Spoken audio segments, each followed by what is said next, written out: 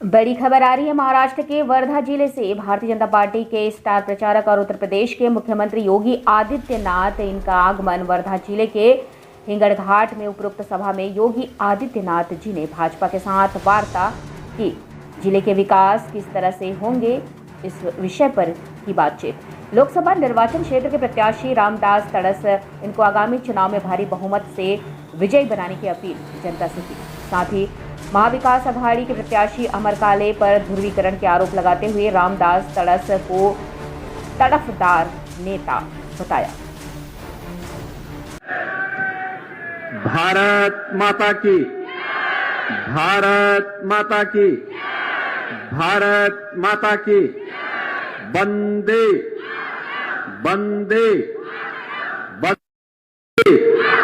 छत्रपति शिवाजी महाराज की, छत्रपति शिवाजी महाराज की।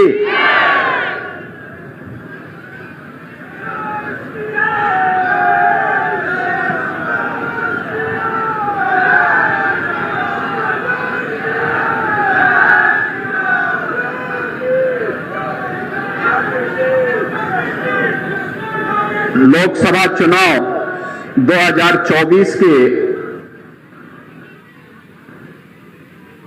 प्रथम चरण के मतदान के लिए आयोजित आज की सभा में इस पार्लियामेंट्री कॉन्स्टिट्यूंसी के खासदार भारतीय जनता पार्टी और सहयोगी दलों के प्रत्याशी श्री रामदास तड़स जी,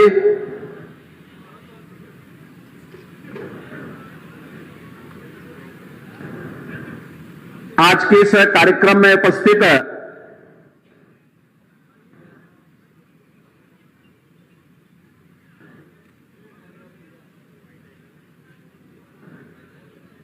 महाराष्ट्र सरकार के मंत्री श्री सुबोध मोते जी, अशोक शिंदे जी,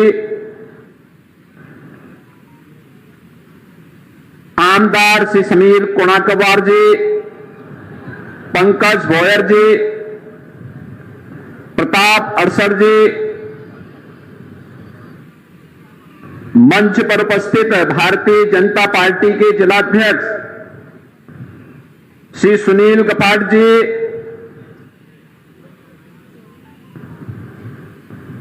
प्रदेश सचिव सरताताई, लोकसभा प्रमुख और अन्य भारतीय जनता पार्टी और सहयोगी दलों के सभी हमारे पदाधिकारीगण, भारी संख्या में इस हिंगणघाट नगरी में पधारे उपस्थित बहनों और भाइयों, महान संत भोजाजी महाराज की इस पावन धरा को नमन करते हुए मैं आप सबका हृदय से अभिनंदन करता हूं। बहनों और भाइयों, कल से 9 संवत्सर प्रारंभ हो रहा है, भारतीय नव वर्ष, गुड़ी पाड़वा का पावन त्योहार। मैं आप सबको इस पर्व की हृदय से बधाई देता हूं, अपनी शुभकामनाएं देता हूं।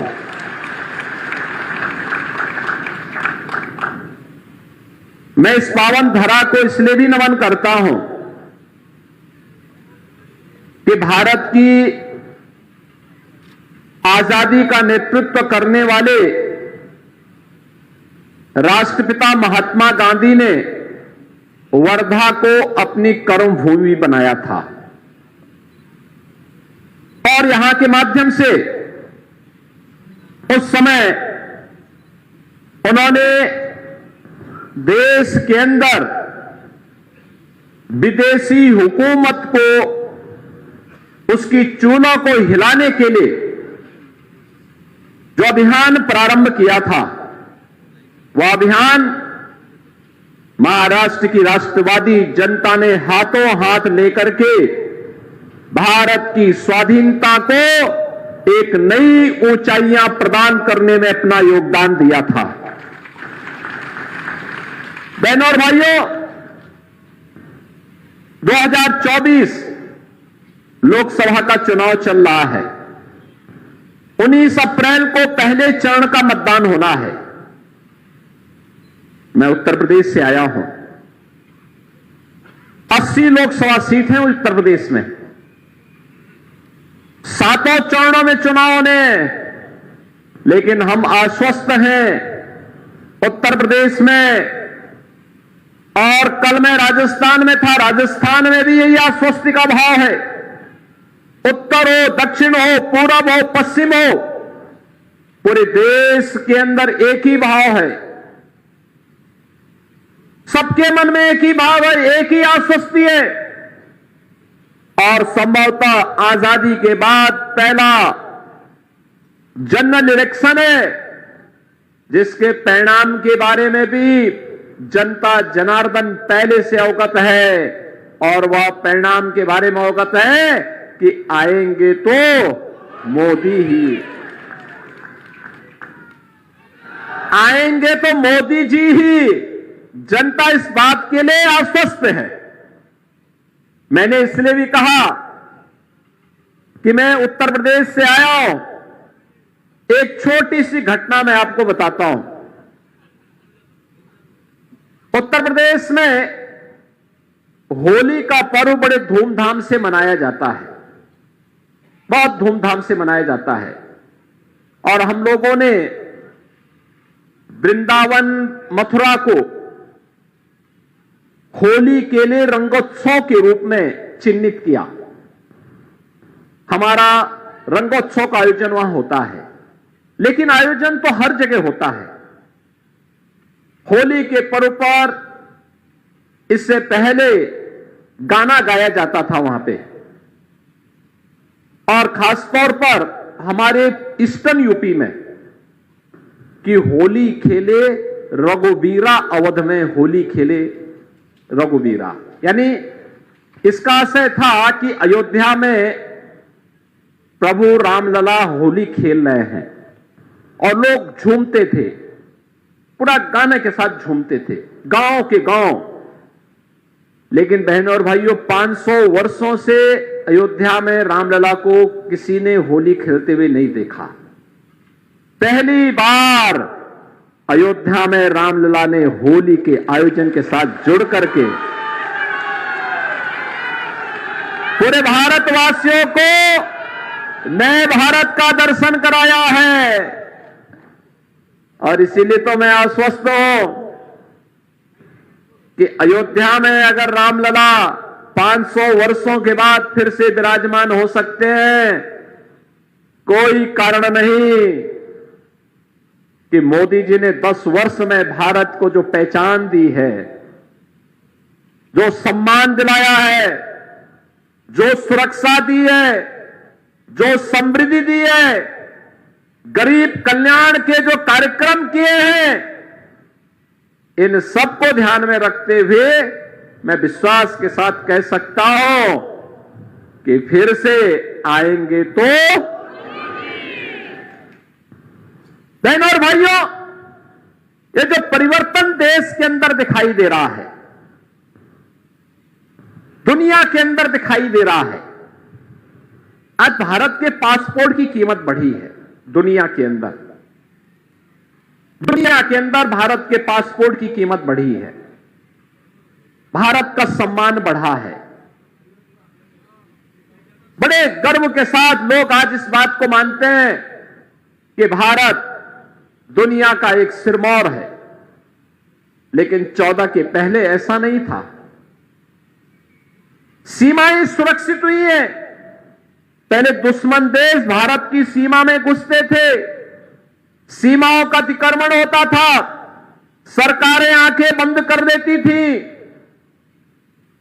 अब कोई सीमा का अतिक्रमण नहीं करता है। मैं तो 4 दिन पहले ब्रिटेन के एक प्रतिष्ठित समाचार पत्र द गार्डियन को पढ़ रहा था। उसमें उसने एक समाचार प्रकाशित किया था जिसमें उसने कहा कि पाकिस्तान के अंदर 2 वर्ष पहले 20 आतंकवादी चुन चुन करके, दुर्दांत आतंकवादी चुन चुन करके मारे गए और इसका शक पाकिस्तान ये मानता है कि सब भारत ने कराया है। यानी इसका मतलब जिस पाकिस्तान में मुंबई विस्फोट के अपराधी वे आतंकवादी छुपे हुए हो, उस पाकिस्तान में भी अब आतंकवादी सुरक्षित नहीं है। अब दुनिया भी इस बात को स्वीकार करने लग गई है। दुनिया ने भी इन आतंकवाद को एक समस्या मान लिया है। जो लड़ाई भारत की है, उस लड़ाई में दुनिया आपके साथ खड़ी है। ये चीजें आज दिखती हैं कि किस ओर भारत ने जैसे जो किया, दुश्मन भी अब भारत की सीमाओं का अतिक्रमण भी नहीं कर सकता और देश के अंदर आतंकवादी गिरोह कोई आतंकी वारदात करने का दुस्साहस भी नहीं कर सकता। आप देख रहे होंगे ना कि कहीं कोई घटना अगर स्थानीय स्तर पर कोई पटाखा विस्फोट हो जाए तो पाकिस्तान पहले सफाई देता कि नहीं हमारा हाथ नहीं है, बोलता है ना। और नहीं तो पहले पाकिस्तान सीना तान के बोलता था। आज उसको मालूम है अगर वो करेगा तो मोदी जी का नेतृत्व में जो सरकार है ना, ये पाकिस्तान के अंदर घुस करके ही उनका काम तमाम कर देगी।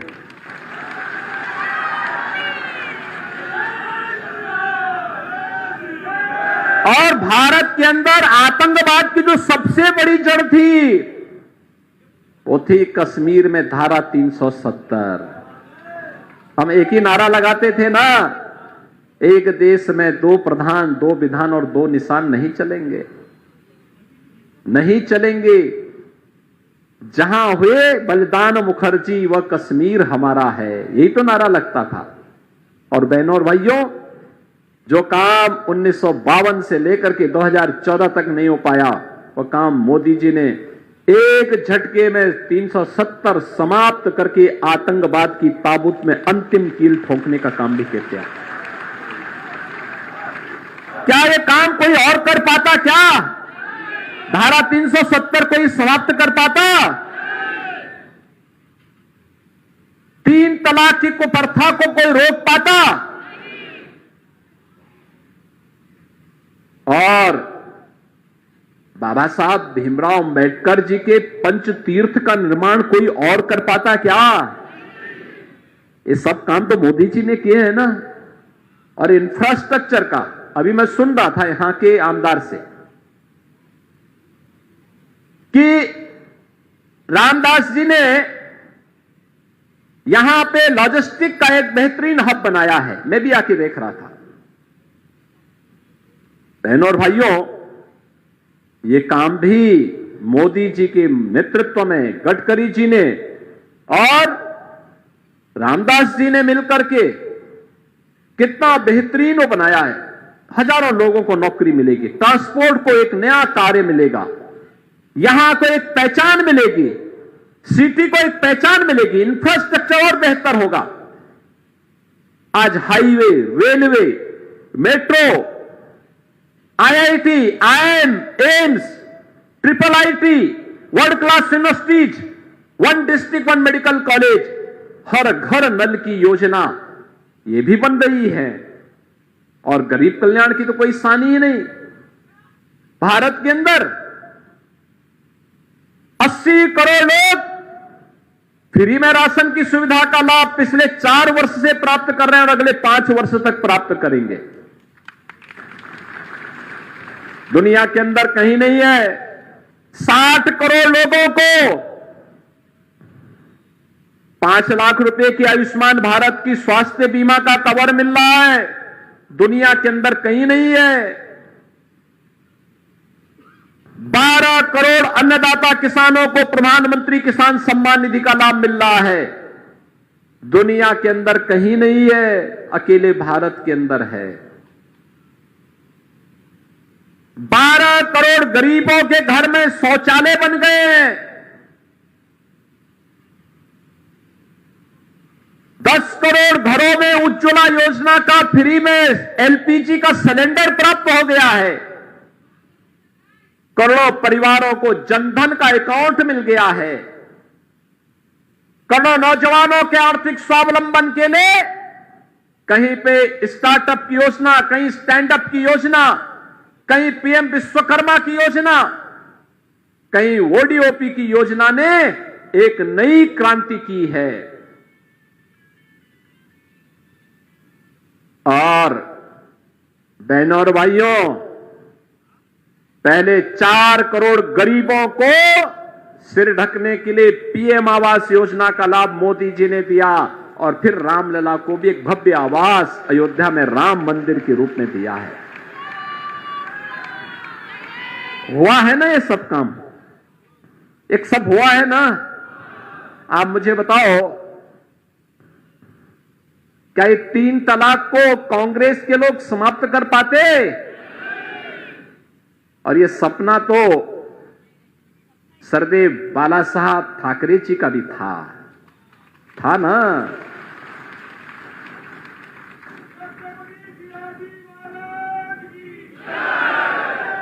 आखिर छत्रपति शिवाजी महाराज का हिंदवी स्वराज तो यही था ना जो आज देखने को मिल रहा है।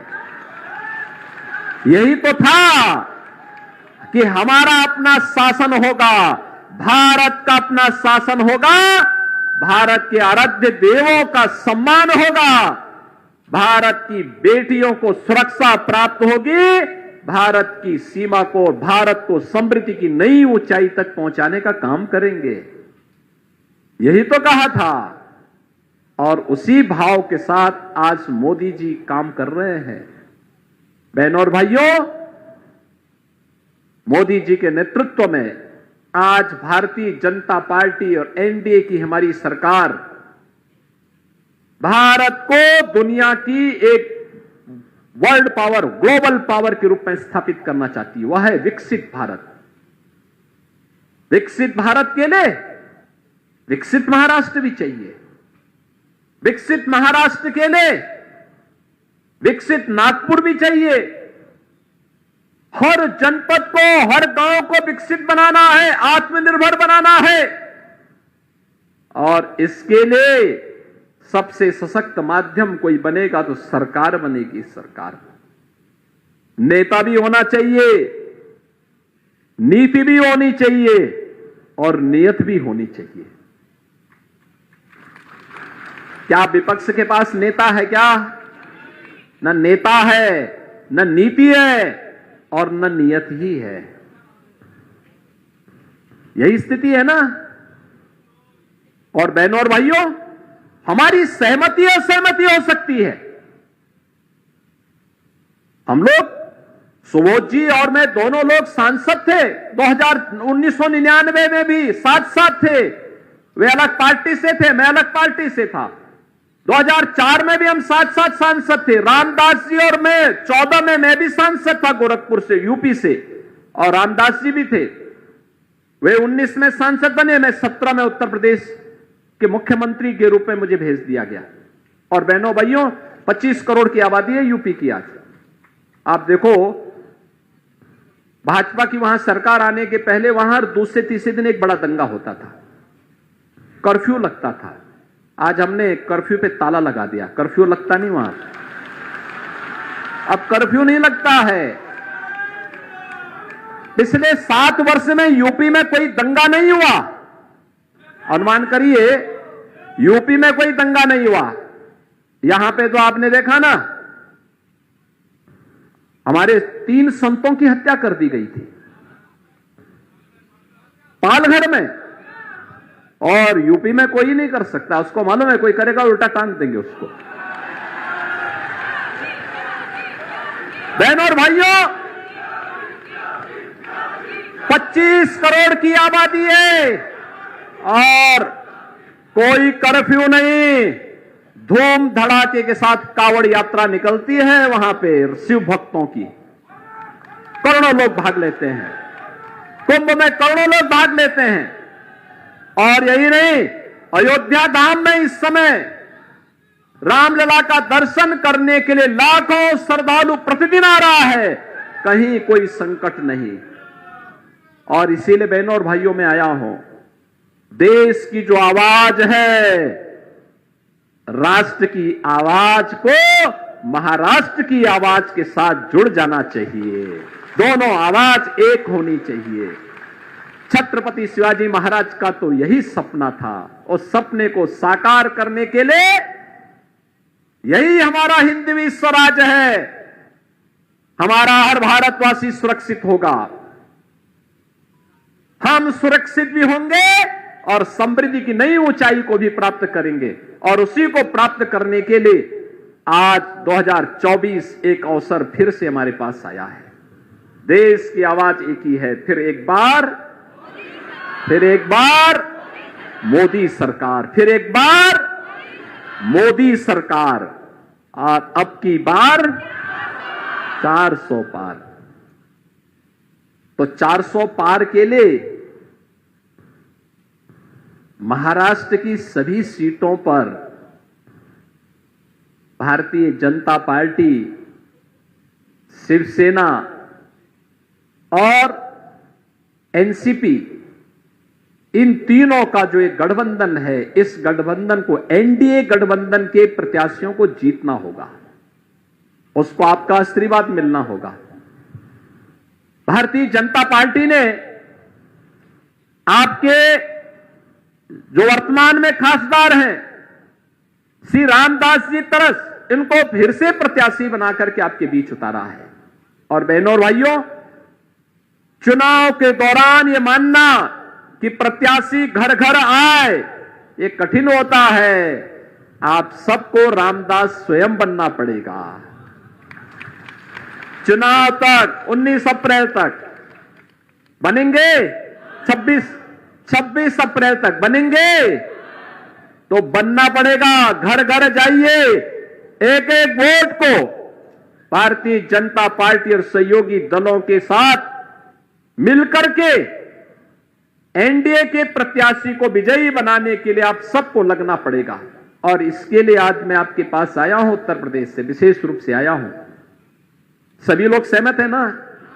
अच्छा मुझे बताओ, अयोध्या में रामलला के विराजमान होने के बाद अयोध्या कोई दर्शन करने के लिए गया? काफी बड़ी संख्या में गया, लेकिन बहनें नहीं गई हैं, आप लोग चले गए हैं। अब चुनाव के बाद उनको भी दर्शन करने के लिए लेके आ जाना। मुझे पहले से सूचना दे देना, वहां चिंता की कोई बात नहीं। उत्तर प्रदेश तो अब ऐसे लगता है जैसे प्रभु राम का त्रेता युग का प्रदेश फिर से आ गया हो।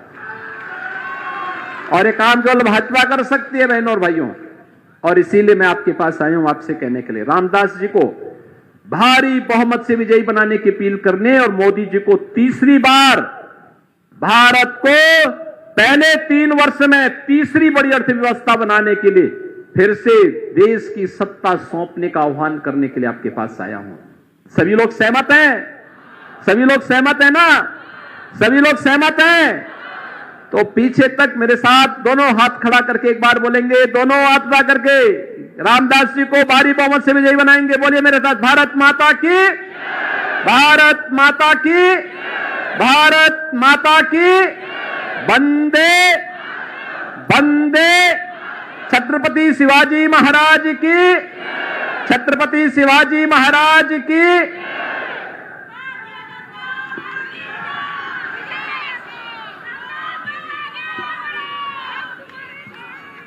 आजच्या सभेचं आभार प्रदर्शन आकाश पवार यांना दिलं त्यांना विनंती करतो।